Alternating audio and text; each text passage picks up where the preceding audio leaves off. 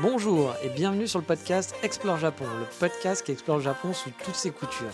Des conseils voyages, de la culture ou bien de la vie de tous les jours en passant par l'apprentissage du japonais, partons ensemble une fois par semaine pour ce magnifique pays qu'est le Japon.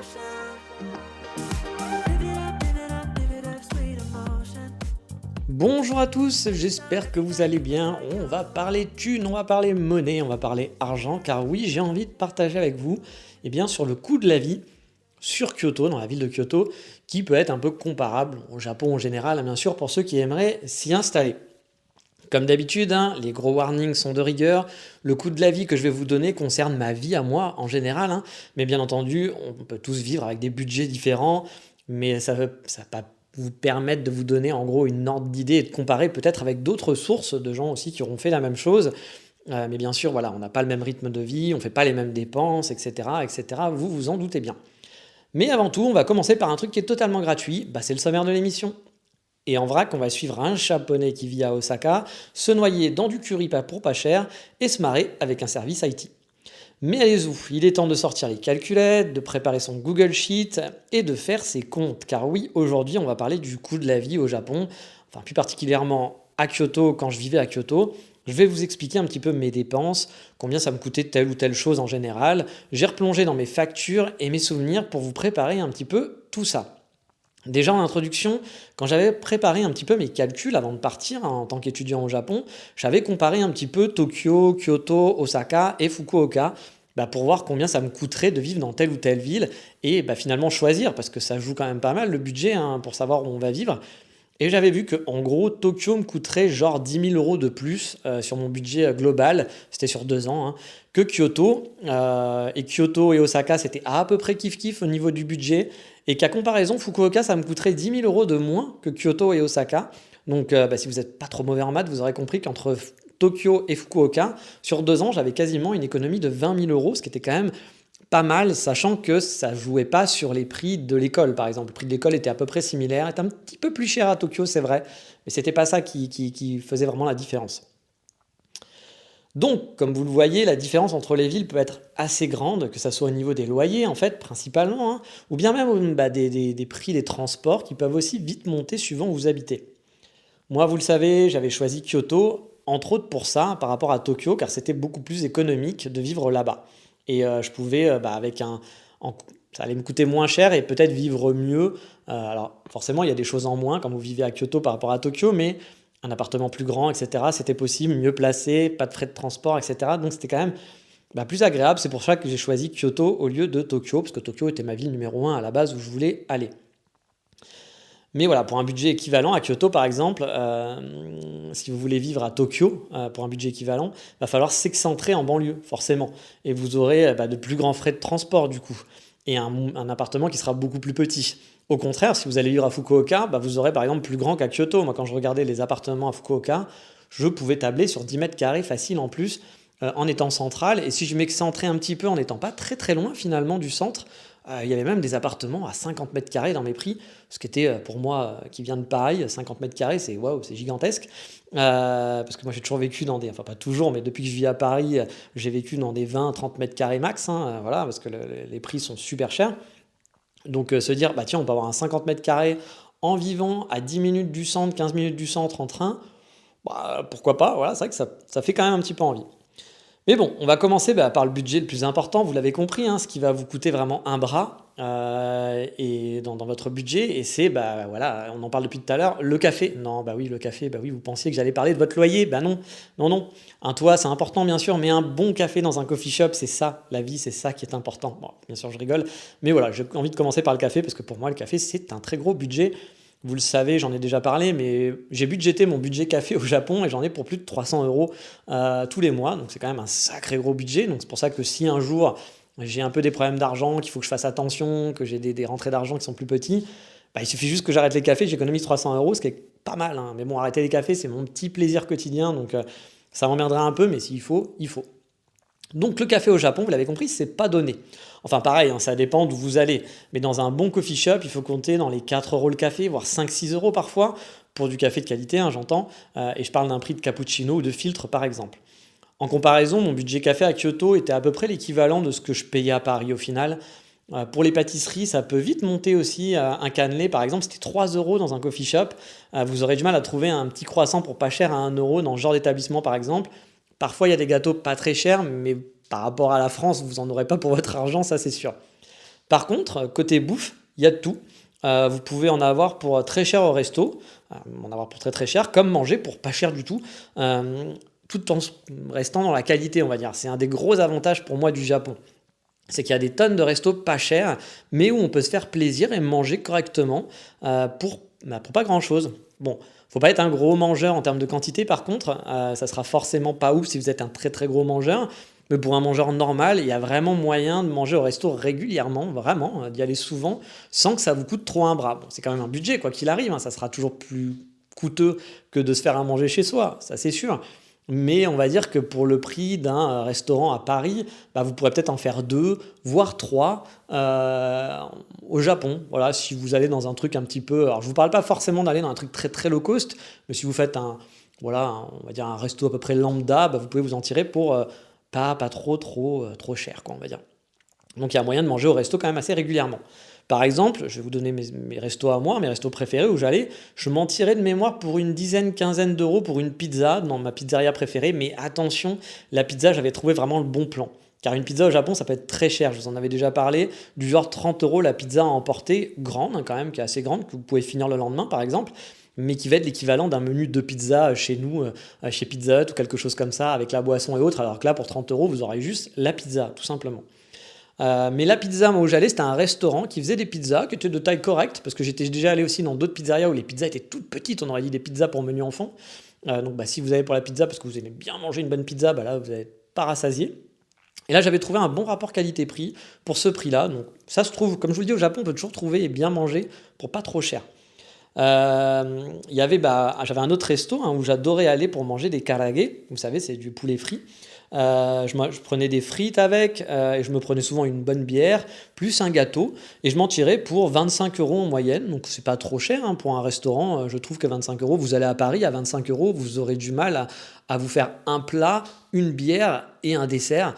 Sachant que là c'était pas qu'un plat, c'était deux plats parce que les karaage c'était un plat tout seul et les frites c'était un plat tout seul. Donc c'était comme s'il y avait deux plats, bon, même si c'est équivalent quand même d'un plat, on va dire, dans un resto normal. Mais voilà, moi je trouvais que c'était pas trop cher, et puis bah, c'était un resto, c'était bon, hein, les karaage étaient très bons, il y avait une bonne sauce au yuzu, moi que j'aimais bien, les gâteaux étaient très bons aussi. Donc franchement, ça faisait le boulot, et comme, encore une fois, c'était pas trop cher. Et un autre restaurant où j'adorais aller, qui est un restaurant de kushikatsu, c'était 1 euro la brochette de légumes. Donc bah voilà, pareil, c'est pas énorme. Et il me semble que c'était entre 2 et 3 euros la brochette de viande. Alors pas la brochette, pensez pas comme au japonais que vous allez trouver en France, c'est pas une brochette de bœuf au fromage et vous avez une paire de brochettes. Non, là c'était vraiment une brochette, voilà, une brochette avec un légume, voilà, par exemple, qui était frit, donc c'est des légumes frits, ou de la viande frite. Mais franchement, moi je prenais en moyenne entre 10 et 15 brochettes, donc pour 10 euros, bah vous pouvez manger, fait un bon repas. Alors c'était un petit peu plus de 10 euros, c'est pour ça que je vous dis un peu 15 euros, parce que il faut compter aussi la boisson. Il y avait une boisson obligatoire, parce que bah, sinon c'est pas très rentable, je pense, pour le restaurant. Il y aurait des gens qui viendraient, qui mangeraient que 3 brochettes, donc 3 euros au resto. Bon, vous vous rendez compte que pour eux c'est pas très rentable. Donc il fallait prendre une boisson obligatoirement. Donc voilà, on s'en tirait pour une quinzaine d'euros en mangeant correctement. Alors vous n'êtes pas full après, bien sûr, mais ça vous fait une petite soirée sympa. Moi, je vous dis, souvent, je prenais 15 brochettes, donc voilà, ça me faisait dans les 15 euros, plus, je sais plus combien était la boisson, mais sûrement dans les 3-4 euros. Donc, je m'en tirais pour 20 euros et bien manger, et franchement, j'étais content d'aller là-bas. C'était assez cool. Niveau courses aliments, j'avais un budget pour ma part de 200 à 250 euros de mémoire, mais j'achetais pas beaucoup de légumes, hein. Les légumes qu'on a l'habitude de prendre chez nous peuvent être assez coûteux au Japon, mais vous pouvez vous adapter aussi et prendre des légumes locaux. Et là, il y a moyen de s'en tirer pour pas très cher, je pense, de ce côté-là. Mais j'avoue, je suis pas un pro des légumes, donc je peux pas vraiment vous le dire. Mais c'est vrai que si vous voulez manger comme en France, faire manger la même chose chez vous, donc au Japon, ça va vous coûter très cher parce que les légumes peuvent être vraiment pas donnés parfois. Tout comme la viande. La viande, parfois, si vous voulez manger la même viande que vous aviez l'habitude de manger en France, ça va vous coûter cher. Ou parfois le fromage, il y a des choses comme ça qui peuvent vous coûter très cher. Ou si vous voulez, par exemple, faire de la cuisine au beurre, vous voulez du beurre demi-sel, ça va vous coûter une blinde. Mais si vous vous adaptez, vous pouvez vous en tirer pour pas trop cher. Mais il faudra changer ses habitudes un petit peu alimentaires, forcément. Donc moi, j'en avais pour à peu près le même budget, on va dire. Je vous en ai déjà parlé aussi, hein, mais un conseil, ne faites pas vos courses dans les combini. Les combini, c'est vraiment bien, j'adore les combini, hein, mais c'est bien pour dépanner, mais pas pour manger tous les jours et faire ses courses pour la maison. Ça vous coûtera un bras. Il vaut vraiment mieux aller dans un vrai supermarché pour acheter ses courses. Après, attention, hein, il y a des plats qui sont super bon marché aussi dans les combini. Si par exemple vous allez acheter en fin de journée à minuit ou 1 heure du matin, bah, en fait, au bout d'un moment, bah, les plats qui sont invendus, vu qu'ils les changent tous les jours, puis c'est des plats cuisinés, bah, il les bradent. Donc bah, voilà, il n'y aura pas beaucoup de choix, mais vous aurez des remises vraiment sur les invendus du jour et ça peut valoir le coup parfois pour manger pour vraiment pas très cher. Niveau course, honnêtement, j'ai pas trop vu la différence avec la France, hein, au niveau budget. Voilà, c'était à peu près similaire, mais au final, je mangeais pas la même chose. Mais mon budget bah, était à peu près pareil que ce que j'avais en France au niveau budget. Mais parlons de la plus grosse dépense de votre budget au final, celle que j'aurais dû évoquer au tout début, parce que celle qui fait quand même tout varier, c'est l'appartement. Bon là, c'est comme tout, hein, vous pouvez trouver bah, un peu tout suivant où vous habitez. Ça va dépendre voilà, du quartier, de la surface, l'étage, si vous êtes en coloc, etc., etc. Mais bon, c'est mon podcast, donc je vais vous donner mes chiffres. Moi, j'habitais dans le centre de Kyoto, dans un immeuble assez neuf, très moderne, au 7e étage, avec une vue dégagée. C'était un studio de 34 mètres carrés, avec un très grand balcon qui faisait tout le tour, de larges baies vitrées. Franchement, j'adorais mon appartement. Et en loyer, bah, il me coûtait 700 euros, un chouïa moins cher même. Euh, ça comprenait donc les charges, et dans les charges, il y avait l'eau, en gros, principalement, et puis les charges d'appartement. En comparaison, si je compare par exemple à ma vie parisienne, mon appartement me coûtait 850 euros dans le 14e, qui était donc pas forcément central comme quartier, c'était pas comme à Kyoto, j'étais vraiment dans le centre de Kyoto. En plus, j'habitais au premier étage, pour la même surface environ, mais dans un immeuble qui prenait feu tous les 2 ans et qui était pas du tout neuf. Voilà, c'était un vieil immeuble, un vieil appartement, qui n'était pas pourri, mais qui n'était pas top. Et je payais 850 euros, sachant que quand je suis parti, le proprio a augmenté à 1000 euros et que même a priori il aurait pu passer à 1200 euros. Donc c'est pour vous dire la différence de prix entre 700 et 1000 euros ou 1200 euros, hein. Même déjà avec 850 euros, je gagnais 150 euros pour un appartement qui était 10 fois plus sympa et mieux placé. À Tokyo, par contre, dans le centre, de ce que j'ai vu, il faut compter par exemple 1200 euros pour un 20 et quelques mètres carrés. Donc bon, 500 euros de différence pour vivre en centre-ville et avoir plus grand. Je vous l'ai dit, le choix de la ville peut jouer beaucoup sur votre budget. Niveau électricité, là aussi, ça va dépendre de si vous chauffez comme un fou, hein, ou pas. Voilà. Moi, j'avais en moyenne pour 30-40 euros, on va dire, de mémoire, mais la clim, par exemple, tournait à fond l'été. Et l'été avait duré très longtemps quand j'y étais. Rappelez-vous, ça avait duré quasiment de juin jusqu'à octobre. Bon, le chauffage, moi, je chauffe moins car je suis pas très frileux. Donc au final, par rapport à ma vie parisienne, là, ça me coûtait quand même beaucoup plus cher. Je me souviens qu'à Paris, pour la même surface, donc j'en avais pour 25 euros en France. Encore une fois, je chauffe pas beaucoup parce que moi, le froid, ça me dérange pas beaucoup. Mais bah voilà, en comparaison, parce que si je compare ma vie parisienne et ma vie à Kyoto, bah ça me coûtait pas le double, mais quand même, on va dire, entre 5 et 15 euros de plus, en gros, en moyenne. Passons à la partie télécommunication maintenant. Le téléphone, j'avais trouvé une offre vraiment pas chère quand je suis arrivé à Big Camera. Il fallait s'engager 1 an, mais j'en avais pour 10-15 euros pour quelques gigas. Je crois que c'était 3 gigas ou 5 gigas, je sais plus de data, ce qui est pas énorme, hein. Mais bon, vu que moi j'avais un pocket Wi-Fi, c'était vraiment juste pour avoir un téléphone pour pas cher. Bon, comparé à la France, il faut le savoir, les prix du téléphone sont beaucoup plus élevés, clairement, hein. Mais il y a moyen de trouver des offres pas trop mal si vous n'êtes pas un gros consommateur avec le téléphone et que vous allez compenser avec du free Wi-Fi ou un pocket Wi-Fi, etc. Il y a aussi par exemple des offres comme Line qui faisait une offre intéressante à l'époque pour 10 euros de mémoire et qui était full illimité pour le data si vous étiez sur les SNS. Alors pas si vous regardiez Netflix et autres, mais si vous alliez sur Instagram, Line, WhatsApp, et ils ne vous comptaient pas vos data, vous étiez en illimité. Par contre, bah voilà, si vous faisiez du Netflix, bah, c'était un peu plus compliqué et je pense que ça passait pas. Voilà, vous auriez vite dépassé parce que c'était quelques gigas sinon d'utilisation, peut-être 7 gigas ou 10 gigas, j'en sais rien, quelque chose comme ça. Après, ça dépend aussi de votre utilisation. Moi, je suis un très gros consommateur, donc bah, 10 gigas, c'est pas suffisant pour moi, voilà, clairement. Mais j'avais pas pu le prendre, cette offre de Line, car il demandait un numéro japonais, chose que j'avais pas vu que je venais d'arriver. J'avais trouvé ça un petit peu idiot, mais bon, c'était comme ça, tant pis. Mais si vous voulez un forfait avec beaucoup de data, ça peut vite monter, alors attention. En plus de ça, j'avais dû garder mon téléphone français. Donc moi, je suis toujours chez Soch, que j'avais passé du coup au minimum, un 4 euros je crois, le forfait minimum. Je l'avais gardé, pourquoi? Bah, juste pour recevoir les SMS de banque, Co. Vous savez, parfois, vous faites un achat sur Internet, vous utilisez votre carte bleue et on va vous demander un code par SMS. Donc bah, pas le choix, hélas, il faut garder un numéro de téléphone parce que sinon ça marche pas, vous allez être emmerdé. Surtout si vous gardez bah, du coup vos comptes bancaires en France, en Europe. Si vous transférez tous vos comptes et que vous êtes dans une banque japonaise et que vous n'avez plus aucun compte en Europe, bah, pas besoin de faire ça. Mais si vous gardez des comptes en banque en Europe, vous n'aurez pas trop le choix, malheureusement. Côté internet, là aussi, c'est beaucoup plus cher qu'en France. Faut compter 60 € pour un pocket Wi-Fi illimité, par exemple, en data. Sachant que voilà, mon premier pocket Wi-Fi, moi, qui me servait donc pour la maison, mais aussi pour dehors, était limité à 10 gigas sur 3 jours glissants. Donc limité en gros sur le mois, il était illimité, je veux dire, pardon, sur le mois, parce qu'en gros c'était illimité et après la vitesse baissait en quelques jours sur 3 jours. Donc si vous dépassiez pendant 3 jours 10 gigas, bah, après la vitesse était réduite. Et une fois que le jour d'après, vous étiez redescendu sous les 10 gigas, bah, la vitesse revenait en fait en temps normal. Donc c'était 3 jours glissants. Donc il y a un petit côté un peu pratique de ça. Mais ça reste quand même un peu chiant parce que bah, vous êtes les 10 gigas, moi je l'ai dépassé, vu que c'était mon internet à la maison. Dès que je regardais Netflix ou autre, ça y est, c'était fini, j'explosais mon forfait quoi. Donc voilà, en gros, moi mon débit donc il baissait quand même drastiquement jusqu'à effectivement avoir passé les 10 gigas, vous avez compris, mais ça restait de l'illimité, je pouvais quand même utiliser Internet. Et ça, de mémoire, ça me coûtait 45-50 € quand même. Donc on est très loin des offres par exemple à 30 € en France qui sont toutes illimitées avec la fibre, la télé, le téléphone, etc. Tout ça, il n'y avait pas. Je n'avais pas de téléphone à la maison par exemple, bon, on s'en sert très rarement maintenant, mais voilà, toutes ces choses-là, je les avais pas. Donc comptez un budget quand même un peu plus grand que le vôtre actuellement pour tout ce qui est téléphone, internet. Voilà, ça va chiffrer un petit peu plus et là aussi ça va dépendre de vos besoins clairement. Et les transports, ah bah ça les transports, ça va dépendre si vous habitez Tokyo, vous allez avoir un budget de ouf, clairement. Dans ces cas-là, il vaut mieux acheter un vélo. Car si votre employeur peut prendre en compte un abonnement pour votre trajet maison-boulot, ça ne marche que pour le trajet maison-boulot. Si vous déviez, bah, vous n'êtes plus dans votre abonnement.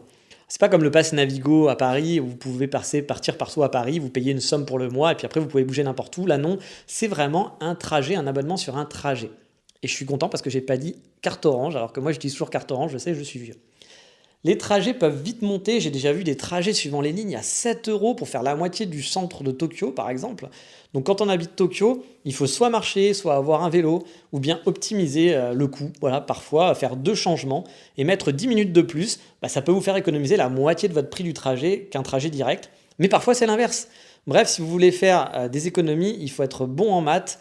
Il faut être bon en maths sur Tokyo pour voilà, faire attention et bien calculer à chaque fois vos trajets. Ensuite, en général, les tarifs ne sont pas toujours donnés, hein. Mais ça va dépendre là aussi d'où vous habitez. Un Kyoto-Osaka en train local, c'est 8 € aller-retour. Bah, si vous faites ça tous les jours, par exemple, parce que vous habitez Kyoto et que vous travaillez à Osaka, bah, ça peut vite grimper. Après, il y a peut-être des abonnements pour sur certaines lignes, hein, j'avoue, je ne sais pas. Mais je pense que ça deviendra quand même... C'est quand même dans votre budget, ça va être quand même assez conséquent. Moi, j'avais l'avantage de vivre dans le centre de Kyoto. Mon école était à 10 minutes de mon appartement, donc aucun frais de transport à part quand je partais en vadrouille, donc du coup ça allait, parce que voilà, c'était genre comme si je me faisais une petite vadrouille, que voilà, pour le week-end, j'en avais pour 8 € à aller à Osaka. Bon, c'est pas trop cher quoi. Mais si vous faites votre budget, vraiment prenez en compte tout ça, car les frais de transport peuvent vite monter. C'est un des arguments à prendre en compte, hein, vraiment sur Tokyo par exemple, car vous pouvez rajouter facilement 100, 200, voire 300 € tous les mois, suivant où est votre appartement, suivant où est votre logement, etc. Suivant si vous avez envie de sortir beaucoup, par exemple, et vraiment profiter de Tokyo, bah, ça peut vite monter si vous prenez les transports et que vous ne voulez pas bah, avoir un vélo ou marcher, etc. Après, vous avez toujours la solution voilà, du vélo, hein, comme je vous le disais, bien entendu. Ensuite, il faut prévoir les à côté. Il y a les impôts, car quand on paye une taxe de la ville quand on habite sur place et qu'on est salarié, par exemple, il faut compter entre 4 et 10% de ses revenus, ce qui n'est pas rien pour le coup. Ça va dépendre de la ville, c'est la ville qui fixe cet impôt-là, c'est la taxe de la ville en quelque sorte. En tant qu'étudiant, on avait une assurance à payer obligatoire tous les mois, une assurance santé, c'était pas très cher, j'ai oublié le prix, mais bon, il fallait payer tous les mois au Combini, c'était moins de 10 € de mémoire, si je dis pas de bêtises par mois. Pour l'appartement, il y avait aussi une assurance genre incendie ou quelque chose comme ça qu'il fallait payer une fois par an, je crois, ou une fois pour le bail tous les 2 ans, je sais plus, qui n'était pas très très cher, je l'ai plus en tête, mais voilà, c'était une petite somme à donner. C'était pas trop cher, mais voilà, il fallait le prendre en compte. Et une chose que j'ai oublié de dire dans les appartements, c'est quand on prend un appartement au Japon, il y a beaucoup de frais qui peuvent arriver. Ça va dépendre aussi. Parfois, vous pouvez avoir de la chance et éviter tous ces frais. Mais par exemple, un truc tout bête, à la fin de votre bail, nous en France, notre bail il est fini, on dit juste à notre propriétaire, ok, je veux le reconduire, et puis c'est tout. Ça se passe comme ça et point barre. Au Japon, à la fin de votre bail, vous allez devoir sortir un loyer pour reconduire votre appartement. Alors quand je dis un loyer, c'est pas vous allez payer un loyer d'avance, non, vous allez payer, vous allez donner l'équivalent d'un loyer pour rien, juste pour dire je signe mon bail. Donc c'est des choses à prendre en compte aussi dans son budget parce que les bails sont souvent de 2 ans. Donc tous les 2 ans, il faut sortir un loyer supplémentaire. Donc par exemple, si votre loyer est de 700 €, bah, tous les 2 ans, vous allez devoir sortir 700 €. Bon, bah, vous faites 700 divisé par 2 et vous comptez ça en plus dans votre budget tous les mois. Sachant que, comme je vous l'avais dit, pour prendre un appartement, moi, quand j'avais pris mon appartement à Kyoto, j'avais sorti 2 000 € à peu près d'un coup entre les frais de ménage, les fameux frais de ménage qui sont quand même un peu du vol, ce qu'on appelle le kimoni, qui est donc la clé, vous payez des frais pour la clé, mais en gros c'est un cadeau au propriétaire. Souvent il y a des frais d'agence qui sont moins chers, enfin moi qui étaient moins chers qu'en France, les frais d'agence, mais bon, quand on cumule tout, ça coûtait beaucoup plus cher parce que 2 000 € dedans, il y avait quand même une partie des premiers loyers, je crois, avec une genre de caution aussi qui était dedans, donc ça m'a pas coûté 2 000 €, j'ai pas perdu 2 000 € comme ça pour rien, on va dire. Mais je pense que j'ai perdu facilement 1000 €, voire un chouïa, peut-être plus, en frais à la con, voilà, qui franchement sont presque du vol, mais c'est comme ça que ça se passe au Japon. Vous pouvez parfois les éviter, mais c'est encore très présent, mine de rien. Quand vous cherchez un appartement au Japon, il faut le prendre en compte. Et bien entendu, il va falloir prévoir aussi un budget sortie, loisirs, auto, cadeaux, etc. Bah oui, forcément, hein. Par exemple, pour les bouquins et les fringues, vous avez aussi les secondes mains qui vous permettent de faire quand même de sacrées économies, surtout que les Japonais sont très précautionneux, pardon, sur leurs affaires.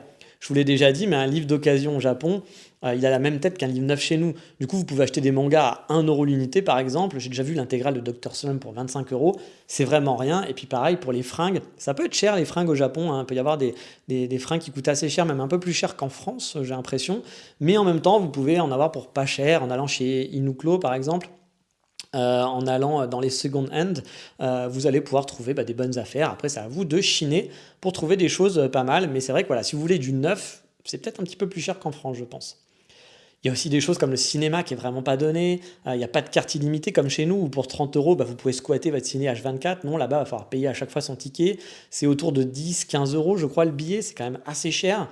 Moi, j'ai jamais fait de ciné au Japon, donc je peux pas vraiment vous dire, mais il me semble avoir entendu que c'était dans ces prix-là. Voilà, on n'y va pas tous les week-ends, on n'y va pas toutes les semaines, tous les soirs, etc. Parce que ça commence à monter assez vite. Pareil, pour aller boire une bière, ça dépend si vous allez boire de la bière pipi, comme on appelle ça, même s'il y a des très bonnes bières pipi, hein, comme la Asahi, Sapporo, etc. Vous pouvez en avoir pour pas cher au combini ou dans un petit rad du coin, vous allez pouvoir boire pour pas très cher, bien sûr, comme pour les restaurants.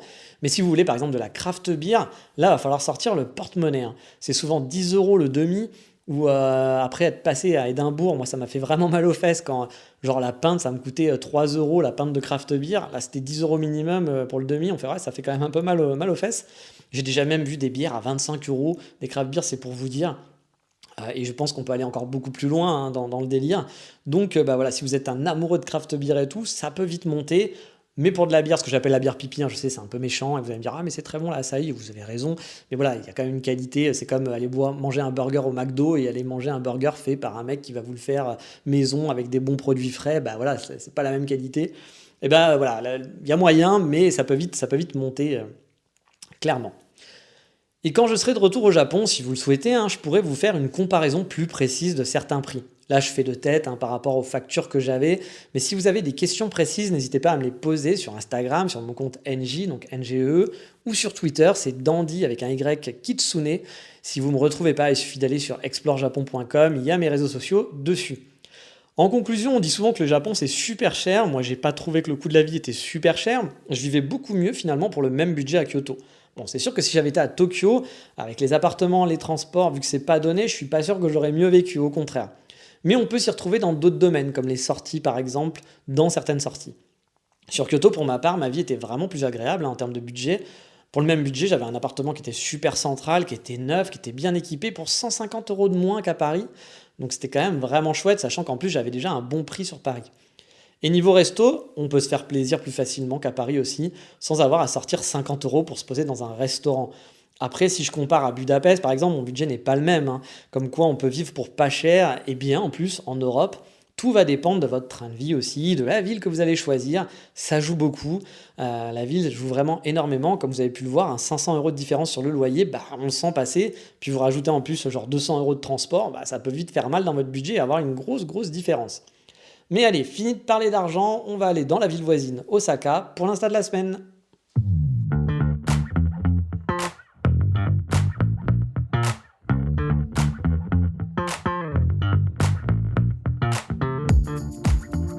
Et cette semaine, on va suivre un japonais qui aime les cafés comme moi, mais pas que. Il poste beaucoup de photos variées, que ce soit des paysages, de la vie du Japon de tous les jours, bien sûr des cafés, des gâteaux, etc., etc. Et je trouve qu'il fait de très très belles photos. Il y a un style un petit peu vintage. En tout cas, j'aime beaucoup ses photos pour le coup, pour ce qu'il fait. Je sais pas si c'est une fille ou un garçon. Son compte, c'est Yaoi Suekichi. Alors, je pense que je vais vous mettre le lien dans la description, comme d'habitude, pour que vous le trouviez plus facilement. Il ou elle habite dans le Kansai à Osaka. Donc, on peut voir des photos de la ville, mais aussi de plein de coins dans le Kansai. Moi, c'est un compte que j'aime vraiment beaucoup, donc je vous invite à le suivre et jeter un œil pour voir si ça vous plaît aussi. C'est varié et j'aime bien le style des photos. Mais on fait rapide, parce qu'Instagram, il n'y a pas besoin de faire 15 heures dessus. Il est temps d'aller manger et on va manger pour pas cher aujourd'hui car Voldemort est un peu juste ce mois-ci au niveau des économies. Donc, on a décidé d'aller dans un resto pas cher. C'est parti.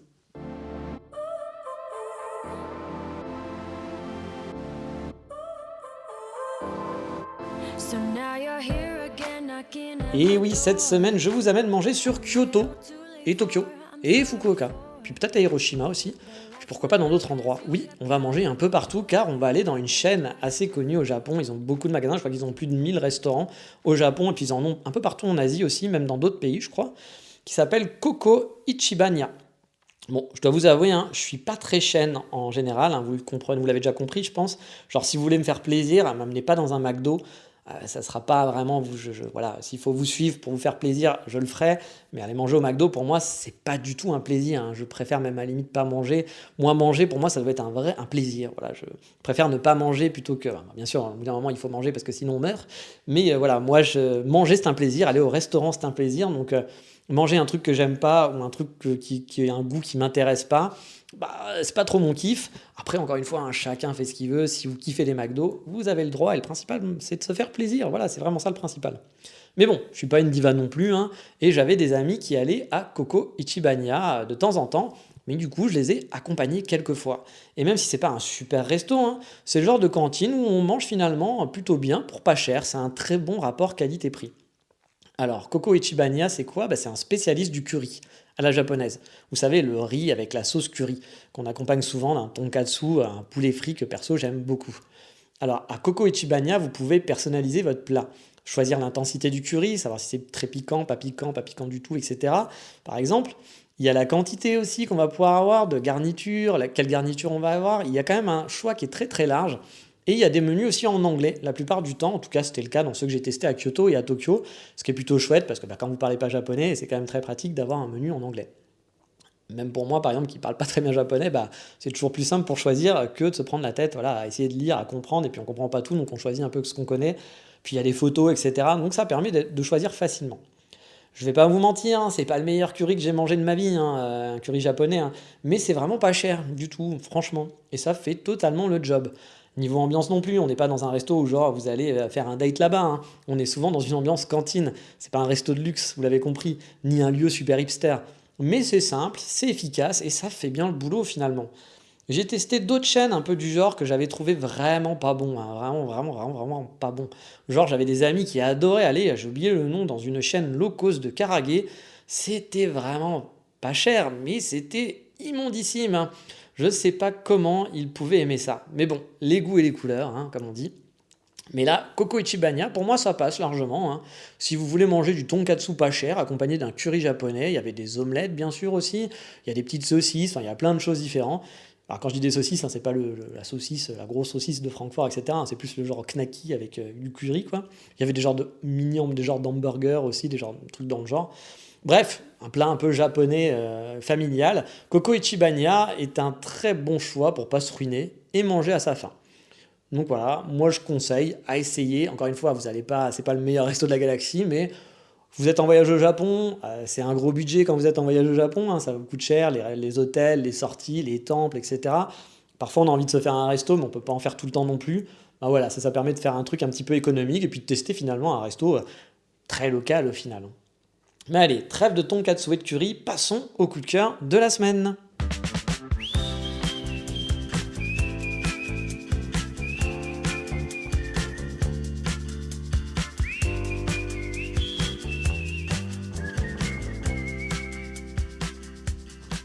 Et cette semaine, mon coup de cœur, c'est pour une série télé comique qui date un peu, je dirais, milieu des années 2000, je pense. Une série anglaise de 7 épisodes ou 6 par saison, je ne sais plus, qui a duré, je crois aussi, alors oui c'est très approximatif tout ça, je m'en excuse, 5 saisons si je dis pas de bêtises. Elle est disponible sur Netflix entre autres et sûrement sur d'autres plateformes. Il s'agit de The IT Crowd. Alors je sais pas si on dit Crowd ou Crow, mon anglais étant très nul, hein. Désolé pour la prononciation. Là on est dans le 100%, mais vraiment 100% série british, hein. Petit budget, humour 100% anglais, donc faut aimer, hein. Mais ça tombe bien, moi j'aime beaucoup.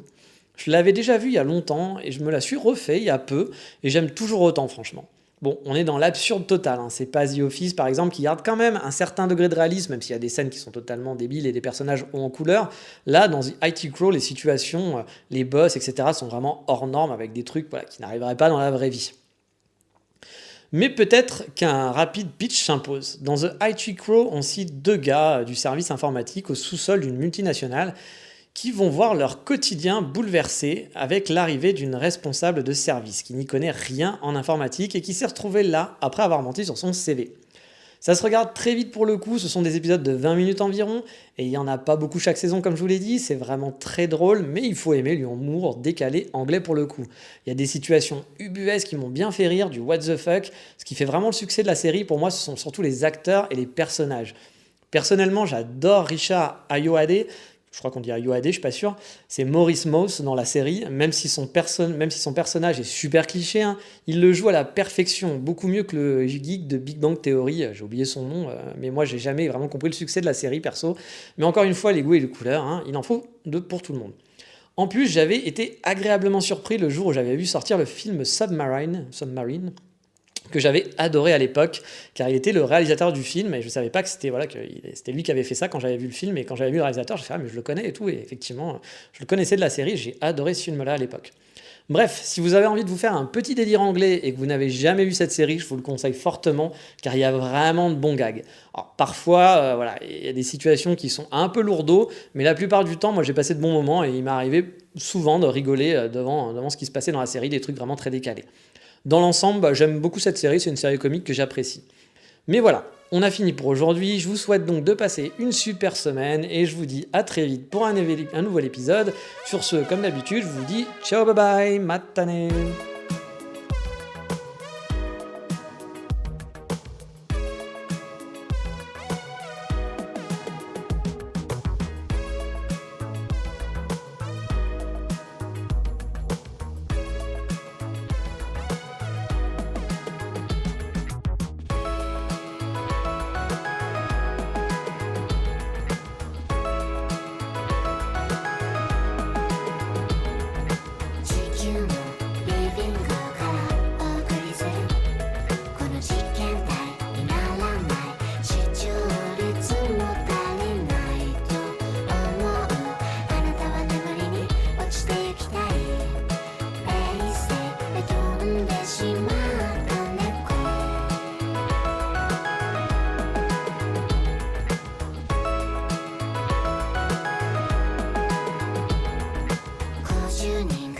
人腰掛ける椅子をたくさん集め寝ているのは一人か二人